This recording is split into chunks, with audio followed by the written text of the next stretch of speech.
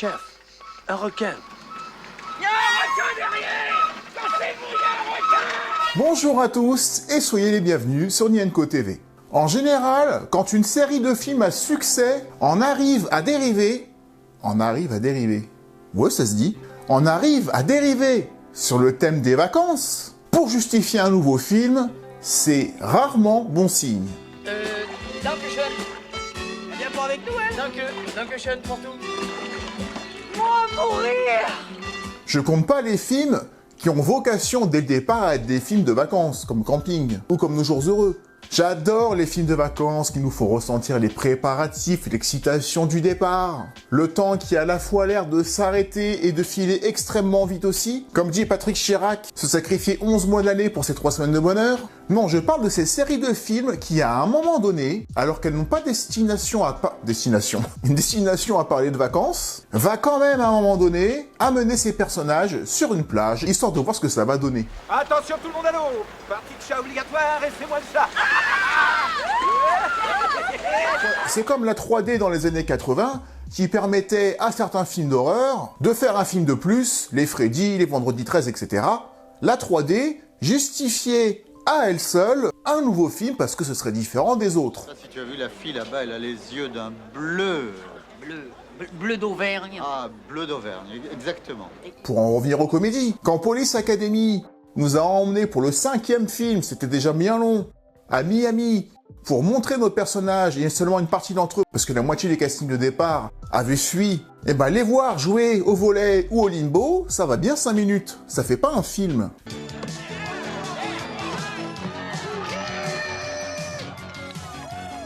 Trois hommes et un couffin, excellent film, mais sa suite, 18 ans après, durant la moitié du film, se concentre sur un film d'été, sur un film de vacances, mais c'est pas bon.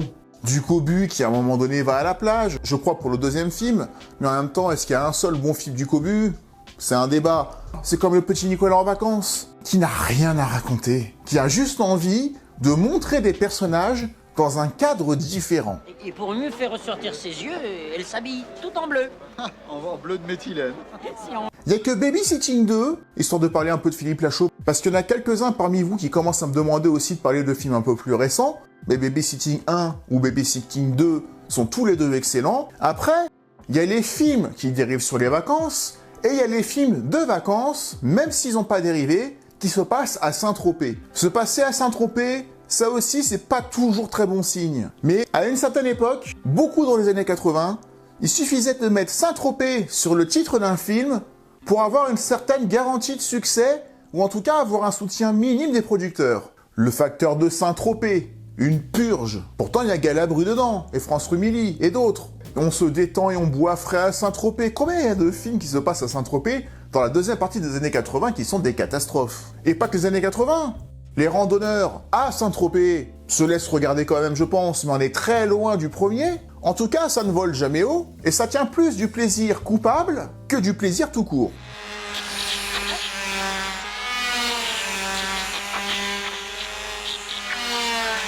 Les sous-dos en vacances, le sujet d'aujourd'hui, peut rentrer dans cette catégorie de films que l'on sait pertinemment mauvais, parce qu'il l'est, c'est un navet, les gags y sont très inégaux, mais dans le premier, il y avait déjà des gars inégaux, donc c'est pas comme si le premier était un film génial et que le deuxième était mauvais. Les deux sont franchement, honnêtement, soit pas génial, soit un plaisir coupable pour celui-là. Voilà le travail. Effectivement, ouais. Mais vous pensez pas que celle-là est un poil plus courte que celle-là quand même? Le scénario est insipide, on va y revenir. Et pourtant, les années passent, et beaucoup ont appris à aimer ce film pour ce qu'il est, sans pour autant aller jusqu'à dire qu'il s'est bonifié avec le temps, non. Mais il rappelle une certaine époque, 1981 pour le tournage, en septembre et octobre, on en reparlera, quelques mois avant le tournage sur place du Dernier Gendarme au passage. Mais les sous-dos en vacances dans les années 90, quand ils passaient à la télé, que tu voyais que dans le journal télé, dans le programme Télé 7 jours, on t'annonçait le film, mais il se faisait démolir, je sais pas si c'est le cas aujourd'hui, mais il avait zéro. C'était un film qui était taillé, massacré, mais que tout le monde regardait, parce que quelque part, plus les journaux disaient qu'un film était pourri, plus nous, les jeunes, on voulait regarder. Mais je me rappelle que les parents disaient « Ah bah non, on va pas encore regarder Les Soudois en vacances, on est en cassette, il passe tout le temps. » Mais j'avais toujours envie de le regarder parce qu'il y a quelque chose qui m'attirait dans ce film. Arrête, c'est moi qui l'ai vu le premier. On en parlera dans la partie critique, la deuxième partie. Je vous propose, avant de parler du film et de la critique, de parler dans une première partie du projet Les Soudois en vacances. Une première partie consacrée aux anecdotes que j'ai pu trouver sur le film et sur le tournage. Des anecdotes qui sont assez connues. Rien d'exceptionnel si vous avez déjà fait vos propres recherches sur le film. Je vais pas forcément vous apprendre grand chose. Mais pour les autres, ceux qui sont pas là à regarder tous les making-of de tous les DVD, à lire tous les livres de Claude Zidi, peut-être que vous apprendrez 2-3 trucs. Claudine, j'arrive. Qui c'est ce mec? Et en deuxième partie, on parlera du film, on va pointer les gars qui fonctionnent bien et ceux qui, selon moi, ne fonctionnent pas du tout et qui sont même parfois gênants à regarder, ou s'ils sont pas ratés, ils sont cartoonesques au sens propre du terme, absolument absurdes et pas réalistes, et je pense que c'est comme ça qu'il faut prendre le film pour l'apprécier un minimum. Oh, c'est beau. Marilyn. Si le programme vous convient et que la vidéo vous plaît en cours de route, pensez à montrer à YouTube que la vidéo vous plaît en lui donnant à manger. Vous pouvez la nourrir de likes, de commentaires, et si vous n'êtes pas bavard, vous mettez juste un smiley, et pour ceux qui connaissent le film, une réplique du film. On est parti pour Les Soudois en vacances.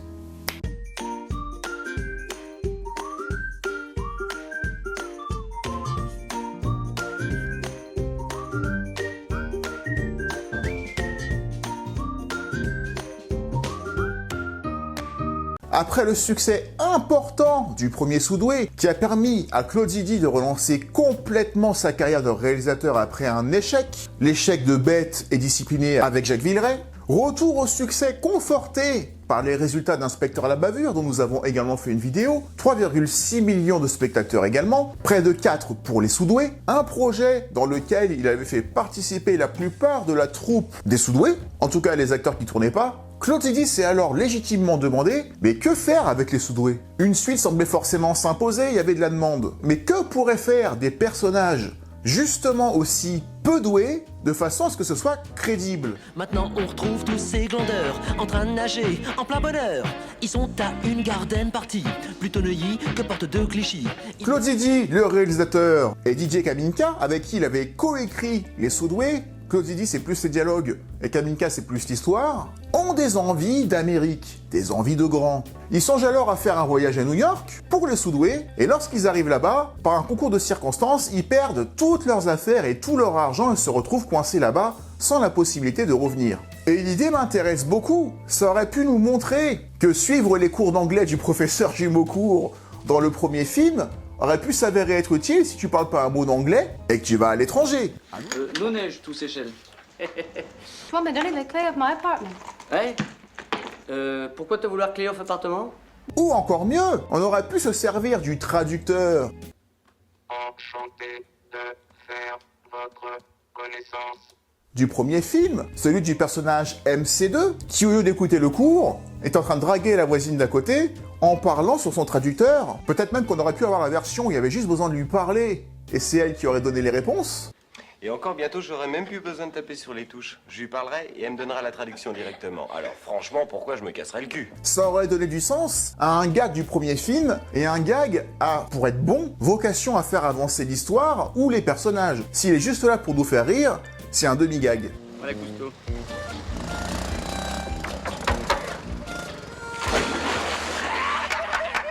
Mais tourner à New York, c'est plus compliqué de tourner en France, faut le reconnaître. Donc l'idée des vacances, oui. L'idée de tout leur faire perdre, pourquoi pas, mais faisons quelque chose de plus local.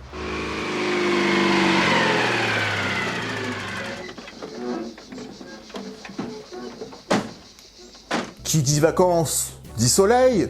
Qui dit vacances au soleil en France, égale Saint-Tropez, passage obligé. Et puisque le premier film raconte une année scolaire, eh ben le deuxième film peut parler des vacances scolaires, après tout.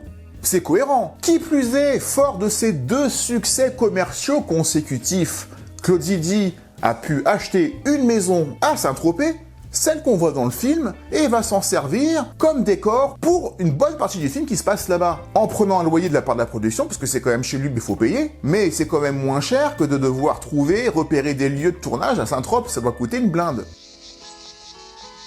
Ne l'oubliez pas, hein, c'est un lieu de travail. Et pour les scènes d'extérieur, notamment les scènes de plage parce qu'il va forcément rien avoir, ça tombait bien, puisque Claude Zidi connaissait personnellement le patron d'une des plages, la Voile Rouge, que l'on voit dans le film, ce qui permet d'avoir des facilités énormes sur les autorisations de tournée. Si tu ajoutes à ça qu'on était en septembre et octobre, les 2 mois pour le tournage et que la saison était finie, ils étaient relativement tranquilles, sans personne pour les emmerder, et avec des lieux déjà tout faits. Une partie du scénario du film, et même d'ailleurs tout le scénario, c'est pour dire que ça tient là-dessus, s'articule autour de cette love machine, ce love computer, une sorte de mythique avant l'heure, parce que c'est une machine pour faire des rencontres et faire des tests de compatibilité, idée qui pouvait peut-être sembler saugrenue à l'époque, mais Claude Zidi, entre les machines que De Funès nous montre dans la zizanie avec le four solaire ou les éoliennes, il avait quand même toujours un côté précurseur sur ce qui se passe même de nos jours. Et qui peut être assez farfelu pour créer une machine pareille dans le film, eh ben c'est Jean-Paul Faré, qu'il avait déjà rencontré dans Les Bidasses, dont ce sera le rôle je pense le plus mémorable,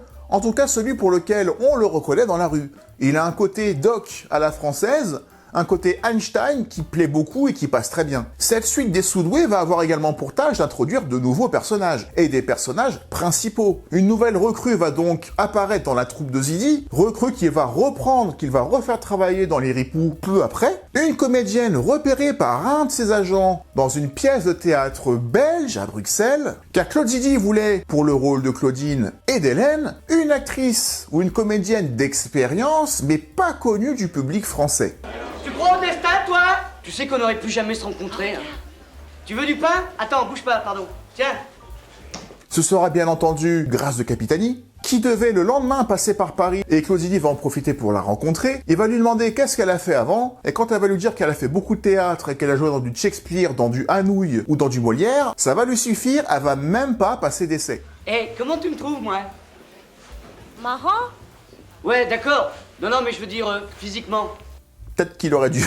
Mais passons. La complexité pour cette jeune actrice de 25 ans, et pas connue à l'époque, était principalement le fait qu'elle devait jouer sa sœur également, sa jumelle, parce qu'elle n'a pas de jumelle. On lui a souvent dit dans la rue, vous avez vraiment une sœur jumelle, mais pas du tout. Ils ont juste utilisé une technique qui se faisait beaucoup à l'époque, parce qu'il n'y avait pas de trafic. Il n'y avait pas de trucage numérique dans les années 80, et du coup c'est assez propre, parce qu'ils ont juste rembobiné la pellicule, ils ont masqué sur la pellicule la présence de l'actrice, elle s'est changée, a changé de coiffure, et s'est mis de l'autre côté pour la caméra, ce qui lui a permis de se parler à elle-même. Heureusement, il n'y a pas beaucoup de scènes où elles sont ensemble, ce qui fait que ça n'a pas été si galère que ça. Il y a la scène de l'aéroport et celle de l'appartement au début, mais dans une autre scène, dans la voiture, où ils vont justement à Paris avec le petit copain de Claudine, du coup, on voit bien que Hélène est au fond, en train de râler, en train de faire la gueule, pardon, en train de faire la tête, et sa sœur qui est devant, c'est pas Grâce de Capitani, c'est une doublure avec une perruque, on le voit très bien. Donc oui, ça devait être un peu galère de feindre que tu avais une sœur jumelle, mais c'était pas si compliqué que ça sur le tournage parce que c'est juste au début du film.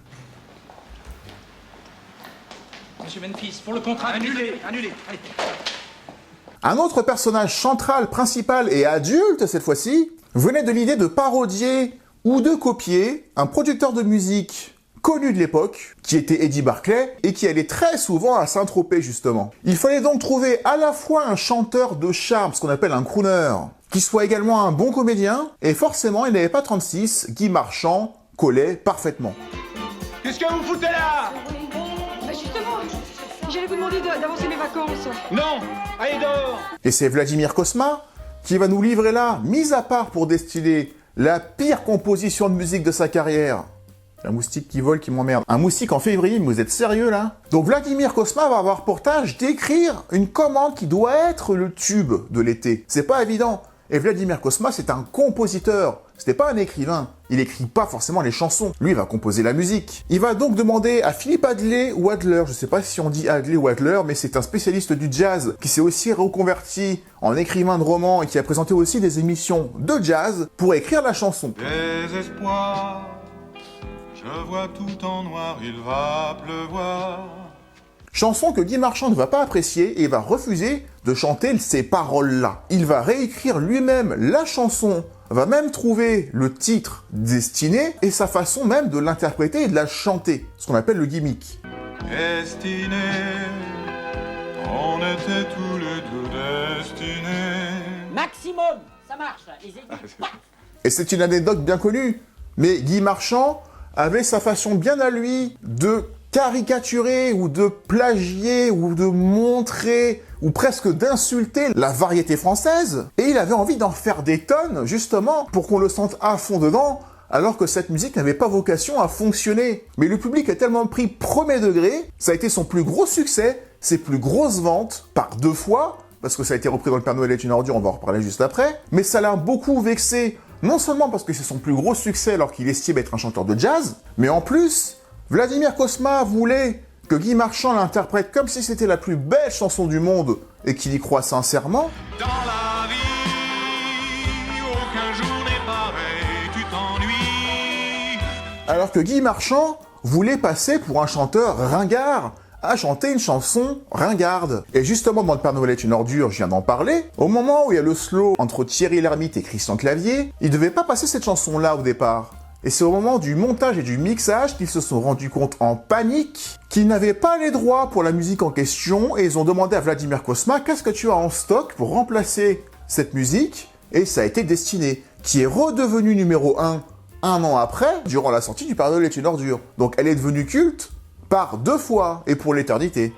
Destinée, où es-tu toi qui me destinais? Si jamais vous reconnaissez. Donc, tournage idyllique, dans la maison de Claude Zidi. Le seul défaut, c'est que quand ils tournaient sur le yacht de Claude Memphis, ils avaient à peu près tous le mal de mer, et s'ils étaient pas malades par le mal de mer, ils étaient malades en mangeant les faux oursins au chocolat, car oui, ce sont des faux, et Guy Marchand a été malade à cause de l'un d'eux.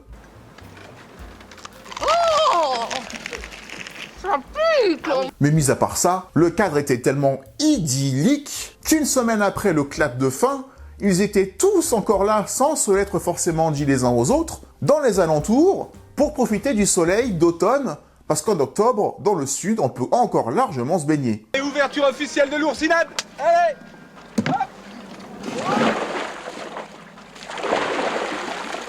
Le film est sorti le 10 mars 1982 et va ramener en salle 3,5 millions de spectateurs, résultat plus qu'honorable et même plutôt bon, à peine en dessous des résultats du premier, avec presque 4 millions, de quoi justifier de faire une nouvelle suite, qui n'arrivera pourtant jamais, parce qu'ils se sont dit, pourquoi pas aller à New York finalement pour le numéro 3, mais aller à New York, juste après Saint-Tropez, ça rappellerait une autre saga qui était déjà bien fatiguée à l'époque, surtout après la sortie du dernier film.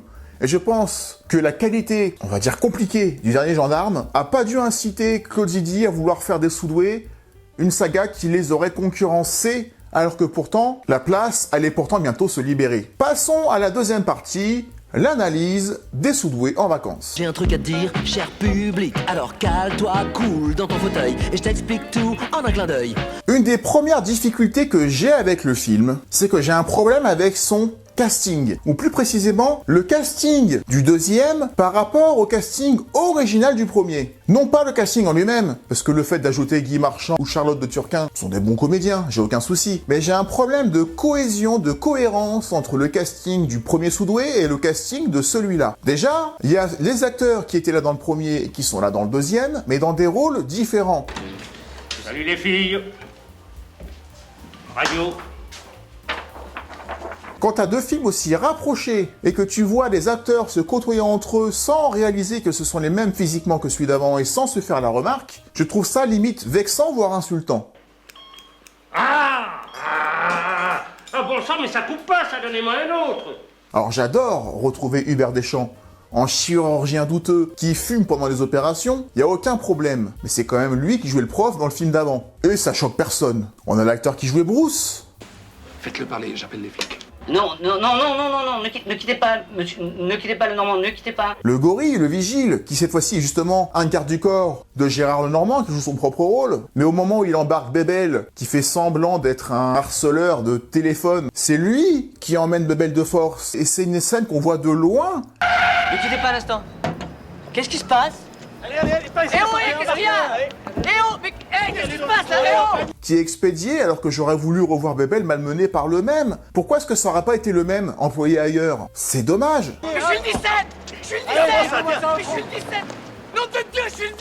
C'est plutôt frustrant d'ailleurs, le mot c'est frustrant. La fille de Claude Zidi, elle jouait une élève dans le premier, faut le savoir, c'est un personnage qui est très peu mis en avant. Mais là, elle change de personnage et elle va jouer l'hôtesse d'accueil à Orly. Voilà ma sœur. Le billet, s'il vous plaît. Eh, je viens de vous le donner là. Sans pour autant la reconnaître, parce que c'est pas le même personnage. Ça aurait pu être la même qui aurait trouvé ce boulot après avoir eu son bac. Vous voyez le lien, le truc qui me manque pour que je puisse y croire complètement alors que les films se suivent dans l'histoire de quelques semaines et nous en tant que spectateurs en 2 ans. C'est rapide, c'est court comme délai. Alors déjà, de quoi parler Pseudo en vacances? Pour ceux qui l'auraient pas vu, peut-être que parmi vous, il y en a qui ont jamais regardé ce film-là, et qui ont regardé le premier, ou qui n'ont vu aucun des deux, et qui regardent quand même la vidéo. Merci de votre curiosité. Donc, c'est l'histoire de Bébel, toujours joué par Daniel Auteuil, qui squatte un bel appartement parisien avec sa copine du moment, Jennifer, une américaine, qui prépare leurs vacances sous frais payés pour lui aux Seychelles parce qu'il ne paye rien, et qui se rend pas compte, lorsqu'ils font leur bagage, qu'il est en train de se faire un peu virer. Elle lui rend toutes ses affaires, que ce soit les pulls, que ce soit les chaussures de ski, elle lui demande de lui rendre ses clés, et il se fait planter en beauté à l'aéroport parce qu'elle va rejoindre son autre mec avec qui elle va se barrer. Il se retrouve tout seul, sans argent, sans rien sur Paris, et en plus il perd ses affaires suite à un événement que j'arriverai même pas à décrire, vaut mieux vous le montrer.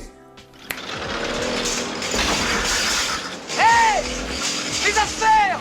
Bref, il est SDF, un peu comme dans le premier, où il squattait déjà, et pendant ce temps-là, Claudine et Hélène, 2 sœurs jumelles, Mais sous le signe des Gémeaux. je me rends compte que c'est le générique du début qui explique l'histoire, parce que c'est pas si évident que ça. Alors cale-toi cool dans ton fauteuil et je t'explique tout en un clin d'œil.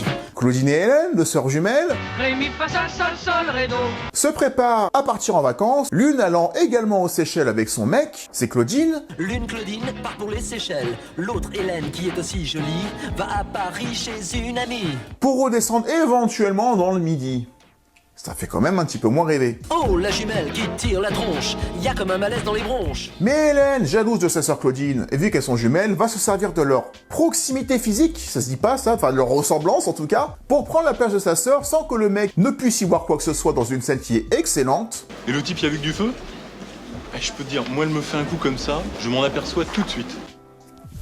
Moustique, ça y est, je l'ai eu. Et va se retrouver également à Paris, toute seule et sans mec, bref, même histoire que pour Bébel. Et pendant ce temps-là, un chanteur à succès, Paul Memphis, j'ai dit un autre prénom, j'ai dû dire Claude Memphis tout à l'heure, c'est Paul Memphis, marié pour la 7e ou 8e fois avec sa nouvelle femme, Divorcé d'Annie Ferrecu, de François Darmon, divorcé de Marie Ponce, divorcé de Patricia Goldenberg. l'accompagne à Orly pour qu'elle aille aux Seychelles également, sans qu'il sache que sa demoiselle d'honneur qu'il se tape Jouer sans ça,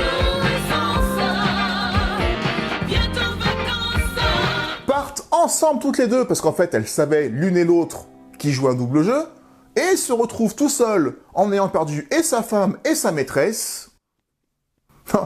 C'est une scène encore une fois absolument géniale. Le meilleur de ce film c'est au début, hein. C'est un des problèmes d'ailleurs. Un autographe, s'il vous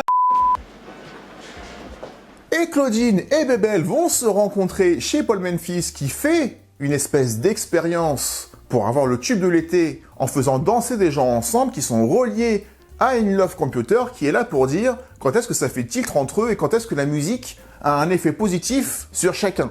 Dis-moi, tu prends quoi comme déodorant, toi? Un Rex. Il n'y en avait plus alors. Ils vont tomber amoureux de l'un de l'autre. Paul Memphis ne va pas apprécier ça parce qu'il va vouloir lui aussi séduire Claudine. Évidemment. Problème.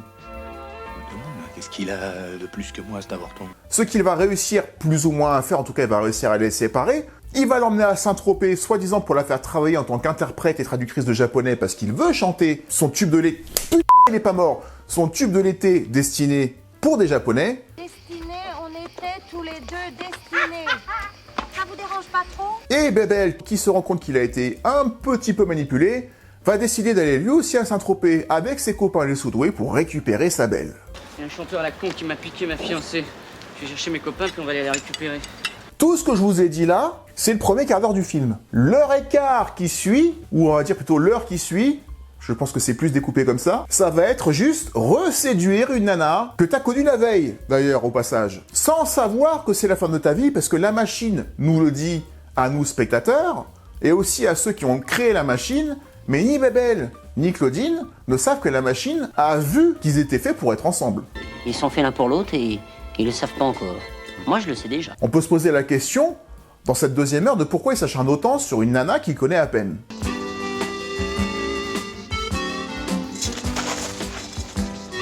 Il va donc chercher 4 de ses copains, Graffiti, Togo, Zard, parce que Dominique Zard, l'acteur, ils ont pas été chercher loin, et Gaëtan, le magicien qui triche avec ses doigts. Ce qui me permet de revenir sur ce que je disais au début, le problème de casting, le problème des personnages qui ont été choisis pour figurer dans cette deuxième partie. Pour moi, ce qui fait que les sous-doués premiers du nom tient debout, c'est Daniel Auteuil, il faut le dire, Michel Galabru et Maria Pacôme.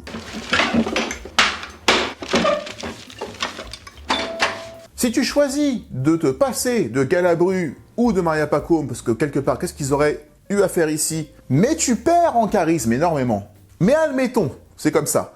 Par contre, dans les sous-doués en eux-mêmes, si je regarde encore une fois le premier film, il y a des liens qui se sont créés.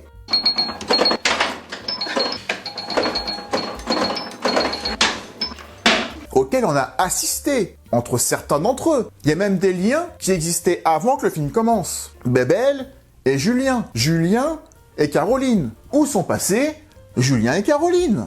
Je ne comprends même pas qu'ils ne soient pas dans cette suite. Alors après, moi je veux pas savoir que un tel a pu voulu faire de film, ou un tel a voulu faire autre chose. Oui, c'est la vie, c'est comme ça.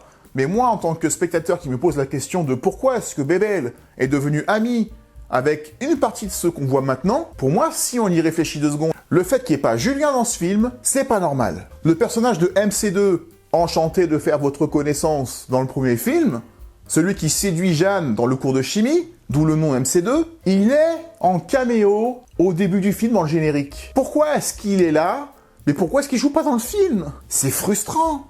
Il aurait eu sa place. Il fait partie de la bande. Lui, contrairement à Zard, dont on a déjà raconté l'histoire, qui était un figurant du premier film qui n'avait pas une ligne de dialogue et qui a eu la chance de remplacer un acteur en retard dans la fameuse scène du coca. Et c'est pour ça qu'il a été remarqué et qu'il a été pris dans la suite. Mais d'un point de vue cohérence, Zard ne fait pas partie de la bande. Pourtant, Bébel va penser à lui pour aller chercher sa nana, qu'il a connue depuis la veille. Moi, j'y arrive pas. C'est pareil pour Togo. Il est bien gentil, il sert juste dans le premier film pour le gag des tam-tams. Et pour moi, il fait pas partie de la bande. Il n'a pas de lien avec Bébel en particulier. La seule connexion qu'il y a entre eux dans le film, c'est quand tu lui fais la blague des toilettes. Togo, allez, viens! Jeanne, celle qui couche avec tout le monde, elle aussi, elle est dans le générique du début. Et pourtant, elle n'est pas dans la troupe, elle fait pas partie des amis que Bébel va aller chercher. Les sous-doués, c'est que masculin. Ça aurait été bien qu'il y ait une femme dedans, qui puisse avoir une autre carte à jouer. Après, je sais pourquoi ils l'ont pas prise. Parce qu'ils voulaient qu'il y ait le gag du personnage de Zard, qui soit habillé en bohémienne pour lire l'avenir à Bébel. S'ils avaient vraiment pris Jeanne, ça aurait pas été drôle. Mais si tu réfléchis à la cohérence, t'avais les 2 acteurs que je viens de dire, et tu les fais pas rempiler? Ça me va pas. Pour une fois que t'as encaissé ça, que tu te dis « Allez, c'est pas grave, c'est une comédie française, faut pas trop se fatiguer à la cohérence. » Mais qu'est-ce qui reste du coup du film une fois qu'on a dit tout ça? Eh ben, j'ai envie de vous dire que tout le film, et tout le constat qu'on peut se faire sur le film, est dans le générique de début. Parce que le générique de début, il est hideux, il est moche. Les couleurs sont criardes, que ce soit les polices d'écriture, que ce soit les couleurs utilisées. Pourtant, j'adore la musique. J'adore la musique qui s'appelle, je crois, le rap des sous-doués. Mince, encore un retardataire. Et là, un pas content qui s'en va déjà. Il croyait voir un film de Marguerite Duras. C'est d'un kitsch au possible. C'est exactement ce que je ressens dans tout le film. C'est mauvais, mais j'aime bien. T'as sans doute vu le premier sous-doué, là où ils devenaient tous bacheliers. Et c'est dur à expliquer, c'est dur d'avoir ce paradoxe. Plaisir coupable, hein, c'est la définition même. Ils sont à une garden partie, plutôt Neuilly que porte de Clichy. Mais si on doit détailler encore un petit peu plus, je dirais que j'adore... Avec un grand A, j'adore la première partie du film, la première demi-heure qui se passe à Paris. C'est la mieux construite. L'excitation du départ, ces 3 personnages qui vont se croiser sans se parler, juste nous on les voit se côtoyer et on sait que ce sont les personnages principaux, mais eux ne se connaissent pas encore dans l'aéroport, c'est très bien foutu. Le coup des jumelles, la scène des baffes, tout ça ça prend, tout ça c'est drôle. Tu crois pas que tu pousses le bouchon un petit peu? D'accord. Le passage dans la soirée avec le 17, ça aussi c'est sympa, même si Bébel est un petit peu naïf pour le coup, parce qu'il sait que Claude Memphis, non pas Claude, Paul Memphis, a un plan, il est trop gentil, c'est suspect, pourtant il se fait avoir. Combien? Une 15. Une 15, c'est pas mal. J'aurais pu faire mieux quand même. Attends. Mais en même temps, c'est Bébel, il est naïf, il est un peu bête. Mais enfin, qu'est-ce que tu veux que je fasse de mes pompes aux Seychelles, moi? Pour toi, faire la plongée. Moi, noyer. Mais on sait que Bébel n'est pas une lumière. Et à partir de là, plus le film passe, plus le film devient faible dès que tu quittes Paris. Car encore une fois, la suite du film ne tient plus que sur une idée. Bébel veut récupérer sa nana qu'il connaît depuis 24 heures et il va causer bien des dégâts pour y arriver.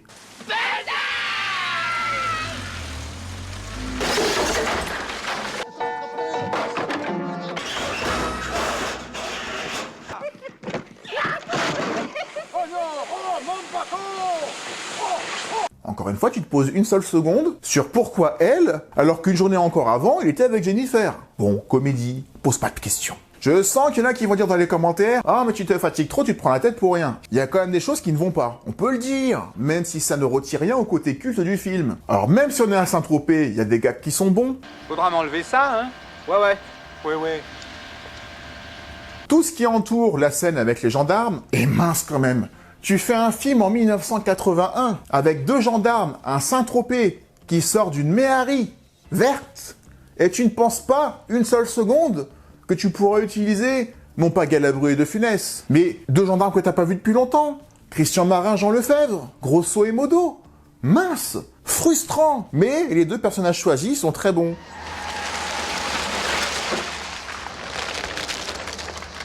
Que ce soit la ligne blanche collée sur la route ou chef, un requin. Chef, un requin.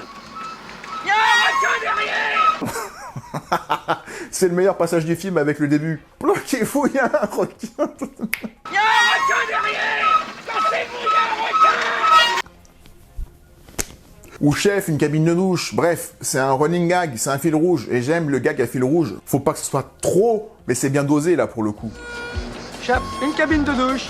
Oh, ça va comme ça, hein? L'autre gag qui sert de fil rouge, c'est tout l'argent que Bébel doit amasser pour réparer tout ce qu'il détruit, que ce soit le bateau, que ce soit le pédalo. Mon fauteur! Que ce soit la maison des voisins de Memphis, et les petits boulots qu'ils vont devoir faire pour rembourser une somme astronomique. Et c'est là où il y a du haut. Et là voilà, en chair et en os. Avec Bardot. D'ailleurs, on voit beaucoup de femmes nues dans ce film. Je peux pas les montrer parce que sinon je serais obligé de mettre du flou partout parce que ça aussi, on peut pas le montrer. Mais prends un autre gag, comme celui de la planche à voile.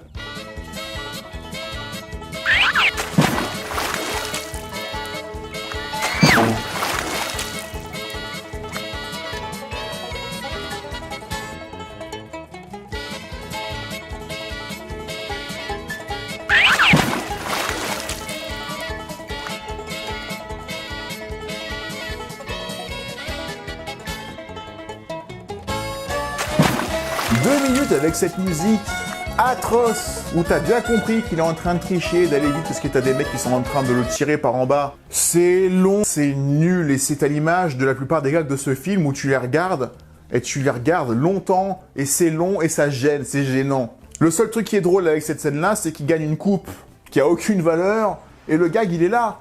Mais il faut 2 minutes de Bébel qui tombe dans l'eau, qui essaie de remonter, qui fait de la voile sous l'eau, et ils insistent beaucoup dessus pour montrer, regardez comment c'est drôle, il fait de la voile en dessous.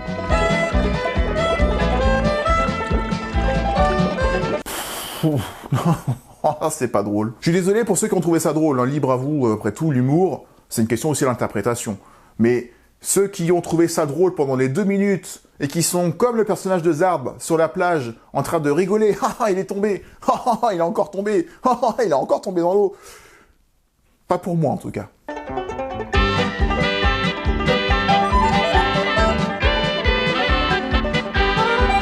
Et c'est là que tu comprends qu'ils ont mis, dans la deuxième partie du film, ou dans les 2 tiers du film, des gags pour remplir, pour meubler, des gags tellement loufoques, encore une fois, qu'ils en deviennent cartoonesques. J'ai les pieds qui brûlent! On va les rafraîchir. Bébé dans la cabine de douche, qui met 10 secondes alors qu'il est dans le vide à tomber, c'est du cartoon. Bébel qui prend 2 sapins, 2 plantes sur 2 pots et qui se déplace avec pour se cacher et pour ouvrir, pour regarder, c'est du dessin animé.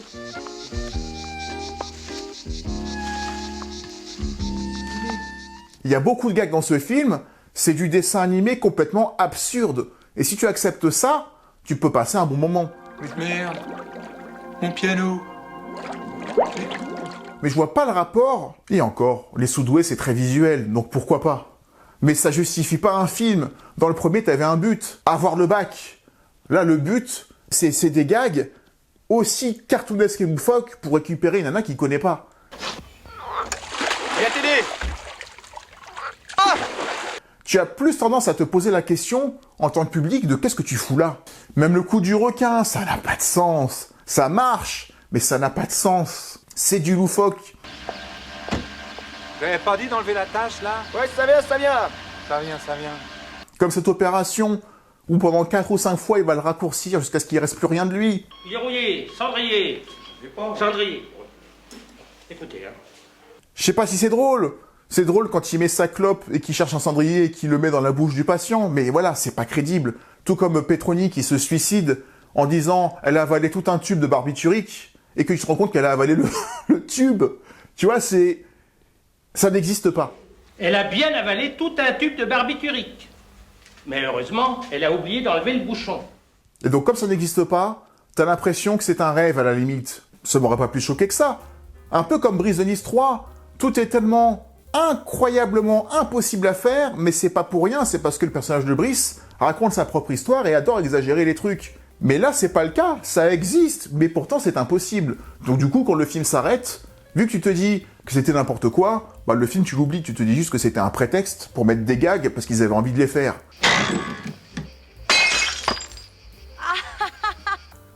Est-ce que ça fait un film? Voilà.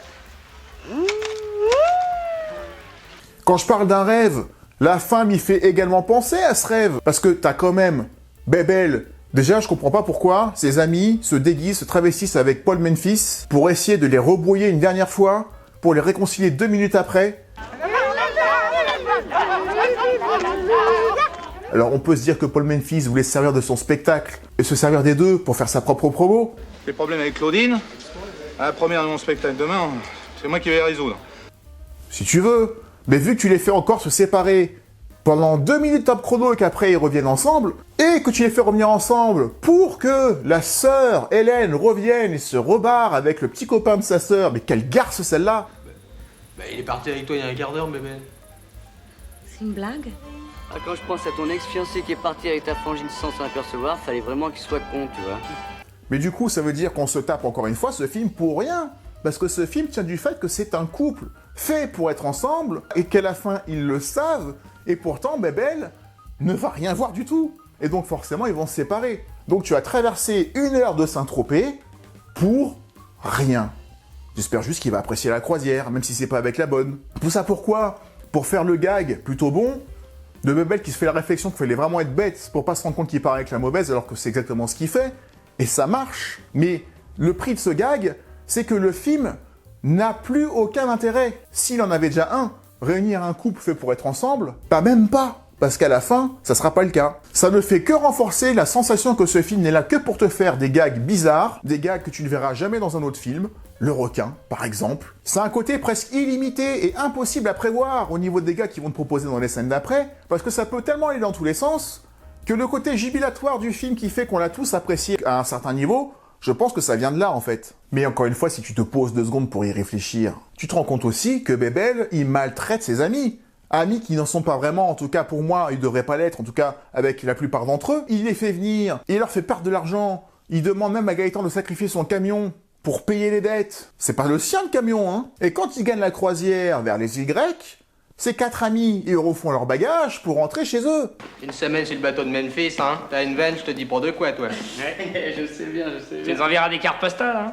Que dalle! Ils ont servi à ce que leur ami Bébel, qui pour moi n'en est pas vraiment un, récupère la nana de sa vie qu'il ne connaît pourtant que depuis 24 heures, et si tu mets tout ça bout à bout, ce film ne tient pas debout. Mais je pense pas que le film cherchait à tenir debout. Donc s'il assume son côté complètement bouffon, limite dessin animé, on peut y prendre du plaisir. Ça a été mon cas. sur les Sous-dos en vacances. Et c'est la preuve vivante, ce film, qui a des films pas bons qu'on adore aimer. C'est un film où on sait tous que ça vole pas haut, mais qui a un capital sympathie parce qu'il a un côté jubilatoire, parce qu'il n'a pas de sens, et du fait que ça se passe à Saint-Tropez, on a souvent tendance à pardonner des choses qui sont un peu trop légères, parce que c'est Saint-Trope. Et c'est tout ce que j'ai envie de dire sur les Sous-dos en vacances. Est-ce que vous êtes d'accord avec mon analyse ou pas du tout? Défendez le film si vous l'adorez envers et contre tout. N'hésitez pas à dire pourquoi et à argumenter. Si vous savez pas quoi dire encore une fois, mettez juste un petit bonjour en commentaire. Je vous remercie d'avoir regardé la vidéo jusqu'au bout. J'espère qu'elle vous aura plu. On se retrouve la semaine prochaine pour un autre sujet. Et d'ici là, comme je dis à chaque fois, prenez soin de vous. Ciao. Ah, la force du dragon! Arrêtez, mais qu'est-ce qu'il est con!